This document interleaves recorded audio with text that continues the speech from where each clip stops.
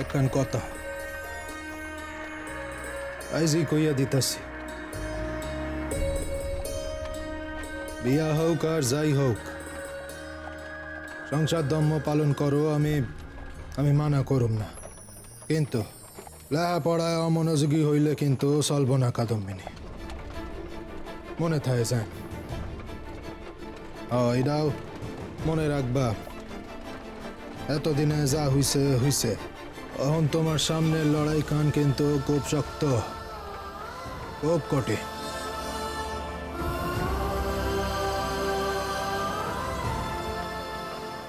কি হইল? কিছু কইতাছি তো, কথা কানে যায় না। লড়াই কঠিন হইলেও আমার কাছে তা সহজ হইয়া গেছে। কেমনে?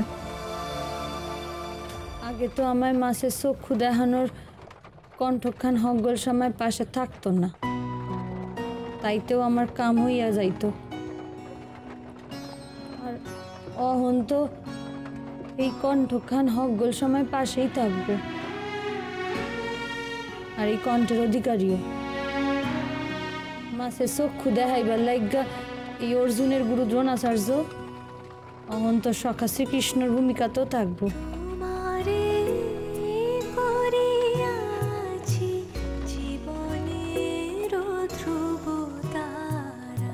আমার আর কঠিন লড়াইয়ে ভয় কিসের?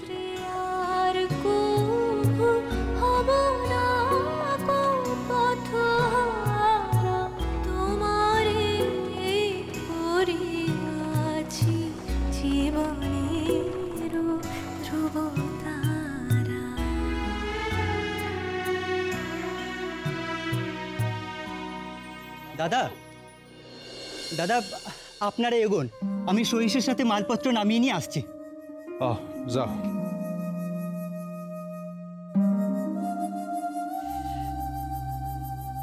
আইস কাদম্বিনী, তোমার নতুন ঠিকানার দিকে পা বাড়াও।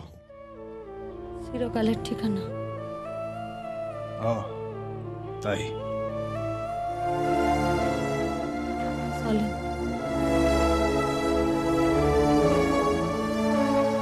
ওইখান কথা কইয়া দি তোমারে আমার চিরকালের ঠিকানার ব্যাপারে, তাই তো? তাই দেখো, আমার বাসার কোনো কথাই আমি তোমার কাছে গোপন করি না। মনি, প্রমিলা কেউই তোমারে মন ধিক্কা মানতে পারে নাই, আমার বিয়া মানতে পারে নাই, অমনটা নয়, তোমারে মানতে পারে নাই। তাই তুমি বুঝতে পারতাছো কাদম্বিনী, এইখানে কিন্তু কোনো কিছুই সহজভাবে শুরু হইব না। আজ তুমি তোমার নতুন সংসারে পা রাখতেছো, তোমায় হাসি মুখে সম্ভাষণেরও হয়তো কেউ থাকবো না, আশীর্বাদ করণের লাইগাও হয়তো কেউ থাকবো না। বোধ করি এই হকগুল কিছু যাই নাই, তুমি এই সিদ্ধান্ত লইছো। এই পথকান তুমি নিজেই লইছি। আমি জানি যাই হইয়া যাওক, আমি হের লাইগা কোনোদিনও কষ্ট পাব না। এই সিদ্ধান্ত আমার নিজের, হের লাইগা আমি কোনোদিনও কাউরে দায়ী করুম না।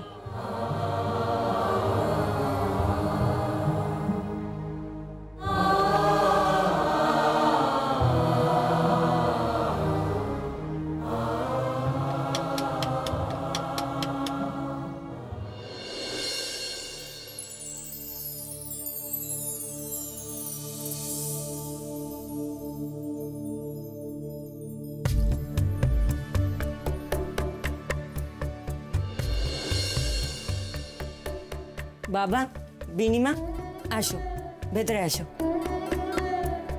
এত অন্ধকার কেন ভিতরে? তার পিসিরা কই? ভেতরে আছে।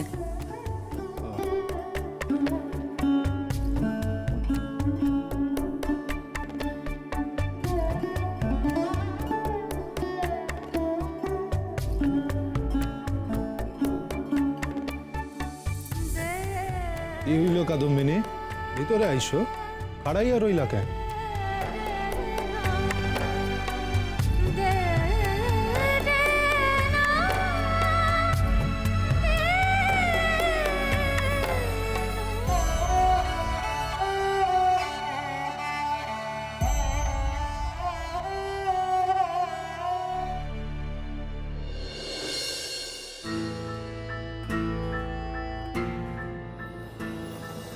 কি কি করো তুমি? প্রণাম। মাথা খারাপ হয়েছে নাকি তোমার? আমি আর মনি তোমার টিক্কা বয়সে বড় হইলেও মানে তো ছুটো। তুমি আমাগো বড় দাদার বোন। কিন্তু এর আগেও তো আপনাকে আমি প্রণাম করছি। তখনের কথা আলাদা ছিল। তখন তোমার লগে আমাকে কোনো সম্পর্ক ছিল না। অন হয়েছে সম্পর্কটা মানতা ষষ্ঠ মনি প্রমিলা, পরিষ্কার কইরা কোন শান্তি পাই। দিনিমা, তুমি টায়ার্ড হয়ে আছো, রেস্ট নেবে, চলো। সতীশ, আমি ওকে নিয়ে যাচ্ছি, এসো তুমি আমার সঙ্গে। কি হলো, এসো।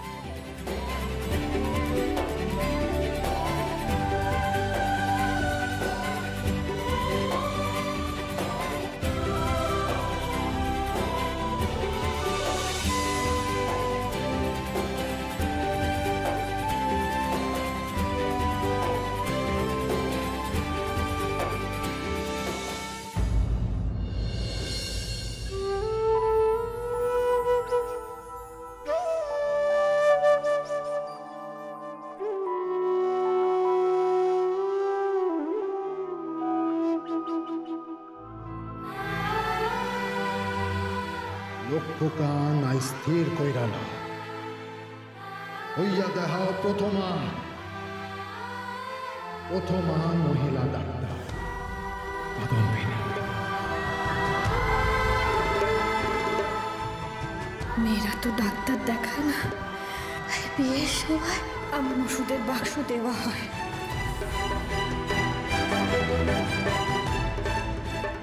সব ওষুধ ফুরিয়ে গেছে, তুই পরে দিস,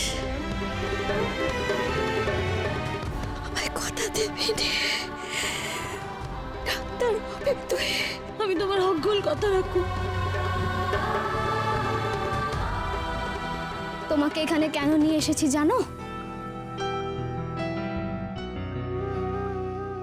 তোমার তো অনেক কালের ইচ্ছে ছিল এই ঘরটার দখল নেওয়ার।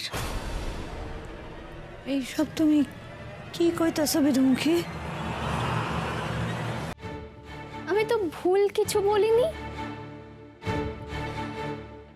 তুমি তো এখানে এসেছো এই সব কিছু নিয়ে নেওয়ার জন্য, আমার মায়ের সব কিছু নিয়ে নেওয়ার জন্য। কিন্তু আমি আমার মায়ের সব জিনিস গুছিয়ে রেখেছি, সব জিনিস। দেখবে তুমি, দাঁড়াও, আমি দেখাচ্ছি তোমাকে, দেখাচ্ছি আমি। এই দেখো, এই দেখো। তুমি নিশ্চয়ই এগুলো সব ফেলে দেবে, রাখবে না এগুলো এখানে। তুমি আমারে ভুল বুঝতেছো বিধুমুখী। হব দিদির জিনিস আমি ফেলাইয়া দিব? তোমার মায়ের জিনিস তুমি গুছাইয়া রাখছো, এইটা তো খুব ভালো কথা, কিন্তু ভব দিদির জিনিস আমি ফেলাইয়া দেবো এইটা তুমি ভাবলে কেমনে? তুমি ফেলতে চাইলেও আমি তোমাকে ফেলতে দেব না। এই জিনিসগুলো আমি আমি দেখাচ্ছি তোমাকে, তুমি দাঁড়াও। এই দেখো, এই দেখো, এগুলো সব আলাদা করে রাখা থাকবে। হাত দেবে না তুমি এগুলোতে, হাত দেবে না।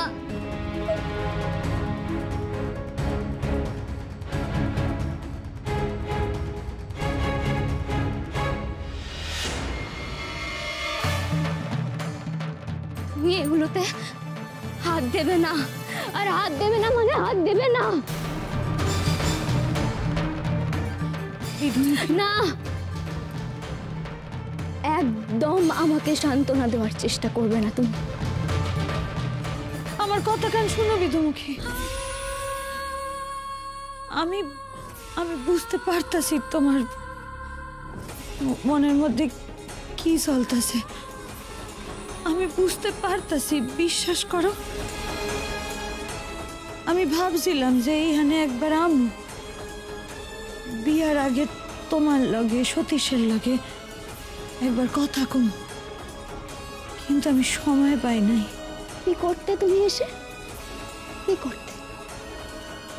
বিয়ে করবে কিনা সেটা জিজ্ঞাসা করতে? প্রথম কাদম্বিনী, চলো চলো চলো চলো পাল্টাই।